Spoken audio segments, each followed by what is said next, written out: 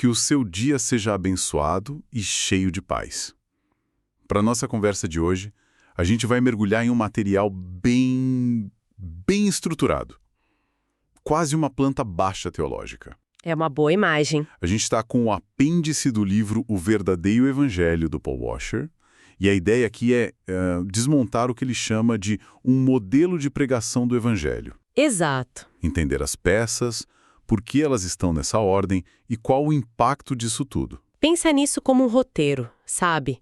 Um roteiro para um grande drama cósmico. Ele começa estabelecendo a lei do universo, depois apresenta o réu que tá, irremediavelmente culpado. E aí ele nos joga no meio de um dilema jurídico que parece impossível de resolver. A gente vai percorrer essa narrativa pilar por pilar. Certo, então vamos lá. O modelo começa de um lugar que eu acho pode surpreender muita gente. Ele não começa com a gente, com a necessidade humana. Não. Começa com o caráter de Deus e destaca dois atributos, santidade e justiça. Por que começar por aí? Qual é, a estratégia? Olha, essa é a parte mais estratégica do modelo. Em vez de focar na nossa necessidade, que é muito comum hoje, né? Sim, super comum. Ele ancora tudo na natureza de Deus, uma natureza imutável. Isso tira qualquer subjetividade. O padrão do que é certo ou errado não é cultural, não é pessoal, é absoluto. Entendi. A citação de Abacuque, tu és tão puro de olhos que não podes ver o mal, ela estabelece um padrão infinito de perfeição. É uma base radicalmente diferente. Faz sentido. Então, ao estabelecer essa santidade perfeita, cria-se um contraste imediato, né, com a nossa condição. O texto fala que as nossas iniquidades fazem separação. Isso. Isso muda tudo. O problema não é só que a gente faz coisas erradas, mas que nós somos, fundamentalmente, incompatíveis com esse padrão. É tipo uma questão de sistema operacional, não só um aplicativo que deu erro. É por aí. É uma ótima analogia. É uma incompatibilidade de naturezas, exatamente. E, junto com a santidade, o modelo coloca a justiça de Deus. E aqui a linguagem fica forte. Fica bem forte. O Salmo 7, que é citado, fala de Deus como um justo juiz que sente indignação todos os dias. E que, se a pessoa não se converter, ele afiará a sua espada. Essa imagem da espada sendo afiada é poderosa e um pouco assustadora, né? Sim. Mas alguém poderia perguntar por que essa reação tão severa? E a resposta do modelo, pelo que eu entendi, está na próxima sessão sobre a depravação e condenação. Exato. Que basicamente diz que a nossa condição é bem mais grave do que a gente imagina. É isso! A justiça severa é a resposta a uma condição que o modelo descreve como desesperadora.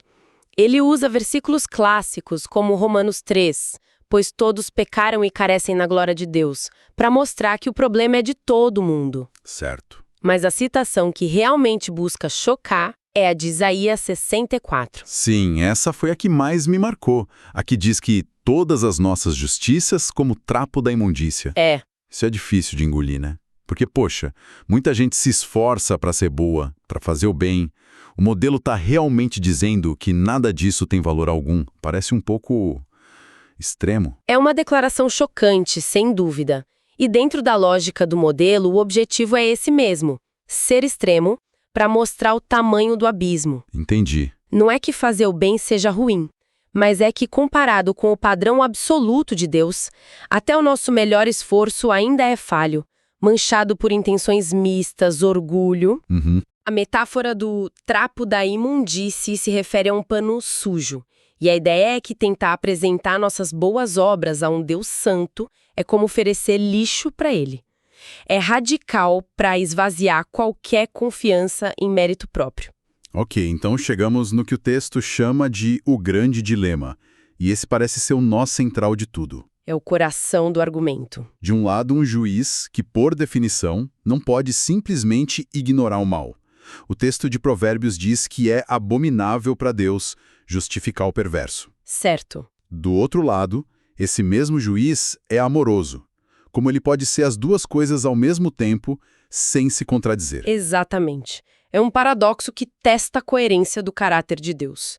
Se ele só perdoa, ele deixa de ser justo. Certo. Se ele só pune, Onde fica o amor, a misericórdia que a Bíblia também diz que ele tem? É um beco sem saída. Parece! E é por isso que a solução que o modelo apresenta na cruz não é vista só como um gesto de amor. É vista como uma obra de, sei lá, um gênio jurídico e moral. É a única solução que permite que Deus seja justo e, ao mesmo tempo, justifique o pecador. E essa solução começa, segundo o texto, com a motivação, o amor de Deus. O modelo cita 1 João 4, dizendo que o amor não começou com a gente, mas com Deus enviando seu Filho como propiciação. Isso. Essa palavra propiciação é bem teológica. O que ela significa na prática? Propiciação é a chave para destravar o dilema. Pensa nisso como um conceito jurídico. Havia uma dívida impagável, uma penalidade que a justiça exigia que fosse paga. Ok. Propiciação é o ato de um terceiro quitar essa dívida por completo, de um jeito que o juiz possa legalmente declarar o devedor livre sem comprometer a lei. Entendi. A ira de Deus, então, seria essa exigência da justiça. É a exigência inflexível da justiça. E a propiciação satisfaz plenamente essa exigência. Então, a cruz, dentro desse modelo, não é só um ato de amor. É também o ato de justiça que resolve o paradoxo. Perfeito. Deus pune o pecado, como a justiça exige, mas faz isso num substituto, Cristo, como o amor providencia. O texto de Romanos 3 diz que Deus fez isso para ser, ao mesmo tempo, justo e o justificador daquele que tem fé em Jesus. Precisamente, ele não abre mão de nenhum atributo. A justiça é satisfeita e o amor encontra um caminho. E para completar essa ação, o modelo aponta para a ressurreição. Certo. Se a cruz foi o pagamento, a ressurreição é o quê? O recibo. A prova de que o pagamento foi aceito. É a analogia perfeita. A fonte cita Romanos 4, que diz que Jesus ressuscitou por causa da nossa justificação. Dentro dessa lógica, a ressurreição é o selo de aprovação divina. É a declaração pública de Deus Pai de que o sacrifício foi suficiente, foi aceito. Faz sentido. Sem a ressurreição, a morte de Cristo seria só mais uma entre tantas. Com ela, o modelo argumenta que se confirma a validade de toda a obra. É o caso encerrado do juiz. Tudo bem. A solução divina foi apresentada. A dívida foi paga. Mas uma solução só funciona se for aceita pelo réu, né? Sim. Isso me leva a pensar, qual é a nossa parte nessa equação? Como uma pessoa se apropria disso tudo? Essa é a ponte perfeita para a próxima parte do modelo, o que ele chama de reação do homem. E a resposta não é simples, nem passiva. Ela vem em duas partes, que são tipo duas faces da mesma moeda: arrependimento e fé. Certo. E o arrependimento, segundo o texto, é bem mais do que um simples me desculpe. Sim. O texto descreve um processo, em etapas. Primeiro, um reconhecimento intelectual, uma admissão de culpa, tipo no Salmo 51. Pequei contra ti somente. Isso. Depois, uma dor genuína por isso. E por último, o mais importante, uma mudança de direção. Então não basta se sentir mal pelo que fez.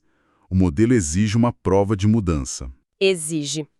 O modelo é muito enfático nisso. Cita que uma sinceridade aparente na confissão nunca é evidência definitiva. Uau! O sentimento de tristeza tem que levar a uma decisão de abandonar o pecado. A metáfora de João Batista em Mateus 3 é muito forte. Toda árvore, pois, que não produz bom fruto é cortada e lançada ao fogo. A mudança tem que ser visível, tem que produzir frutos. E junto com o arrependimento, vem a fé. Se o arrependimento é se afastar do pecado, a fé é se voltar para Cristo. Mas fé em que exatamente? É um sentimento? De jeito nenhum. O modelo define a fé não como uma esperança vaga, mas como a certeza de coisas que se esperam, a convicção de fatos que se não veem, citando Hebreus 11. Certo. O ponto crucial aqui é que a fé tem um objeto específico.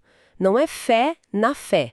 É confiança total na pessoa e na obra de Jesus Cristo, como foi apresentada antes. É crer que Ele é quem disse ser e que o que Ele fez na cruz é suficiente para resolver aquele grande dilema. E isso nos leva a uma questão muito prática que eu acho que todo mundo se faz.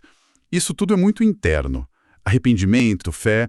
Como alguém sabe se o que sentiu é de verdade? Uhum. Como se evita a falsa segurança, de achar que está tudo bem quando não está? Essa é talvez a parte mais confrontadora do modelo. A seção final se chama A Base da Segurança Genuína. E a lógica é direta. Uma conversão verdadeira inevitavelmente produz uma vida transformada. Ah, A segurança da salvação não vem de uma oração feita no passado ou de um sentimento, mas da evidência contínua de mudança no presente. Como diz a citação de 2 Coríntios 5, se alguém está em Cristo, é nova criatura. confesso que ao ler essa parte sobre o autoexame eu fiquei pensando. Isso é muito diferente de uma abordagem que diz apenas creia e pronto, né? Completamente. O modelo exige uma espécie de auditoria contínua da própria vida, com base na citação: examinai-vos a vós mesmos se realmente estáis na fé. É uma chamada responsabilidade bem intensa. Sim, e para guiar essa auditoria, o apêndice lista o que chama de teste de segurança bíblica. É fascinante. Ele usa principalmente passagens do livro de 1 João para criar um checklist. Basicamente, por exemplo, a pessoa tem um desejo crescente de obedecer a Deus. Ela ama os outros cristãos. Ela confessa seus pecados quando os comete. Ela persevera na doutrina. Entendi. O modelo trata esses pontos como sinais vitais. Não são coisas que você faz para ser salvo, mas evidências de que você foi salvo. É aquele princípio de Mateus 7. Pelos seus frutos os conhecereis. Percorremos então esse roteiro completo. Começa com um caráter santo e justo de Deus, que estabelece um padrão absoluto e cria o problema. Certo.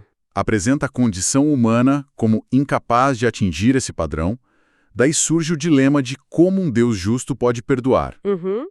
A cruz é a solução que satisfaz tanto a justiça quanto o amor. E a resposta humana é o arrependimento e a fé. E a autenticidade disso tudo é comprovada por uma vida em transformação. Exato.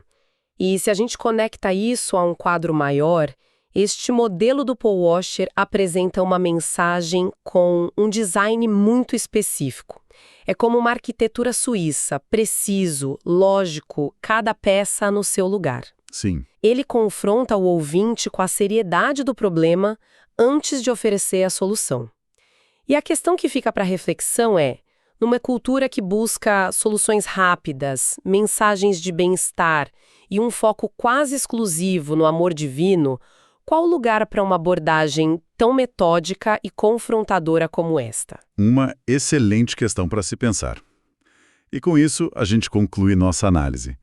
Esta foi a nossa exploração final dos temas do livro O Verdadeiro Evangelho, de Paul Washer. Que Deus abençoe a todos.